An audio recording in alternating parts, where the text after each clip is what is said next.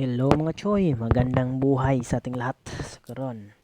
Here we go again and dito tayo may susubukan tayong portable Roblox. So, I'm gonna show you how to use the portable Roblox. And I stored dito ko nilagay yung portable Roblox sa Drive D since dito ang ating game desk. So, lagyan natin ng shortcut itong exe file ng Roblox. Tapos, edit lang natin yung result name. Since portable to, nasa Drive D. So, every time na may update, matik na masisave. Kaya, ilagyan natin ng startup para kadaun ng unit mo sa mga pisonet natin, nag-auto-patch agad yung Roblox. Mas maganda to na setup para sa mga traditional at sa mga barangay Roblox, yung mga Roblox player. So, restart natin. Pagka-restart, ito, may startup agad.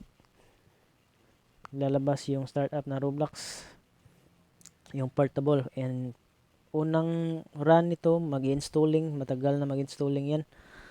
Hintayin nyo lang after mag-install. So, matik siya magpupunta sa Roblox ng website. So, pagkapunta sa Roblox na website, login ka agad.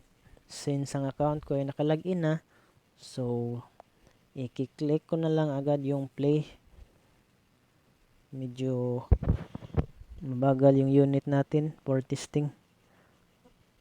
Kaya, after na mag-load, kung hindi ka pa nakalagin, so login ka muna para masubukan mo. Then, click kahit anong kuan para testing. Then, play. Since na-install na yung portable Roblox sa system, and nandun sa Drive D, since naka shadow defender gamit natin so ang Drive C lang atong i-freeze shadow mode.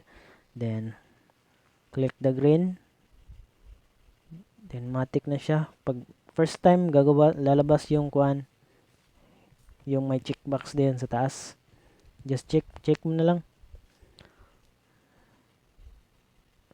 After mo na click yun, so, ang link is in the description below. Just click lang link, copy paste, then paste sa browser, then remove some spaces in order to the link to work, para magumana yung link. Hintay lang tayo, lalabas din yung app. Pagkatapos walang password yung link guys, so direct download lang.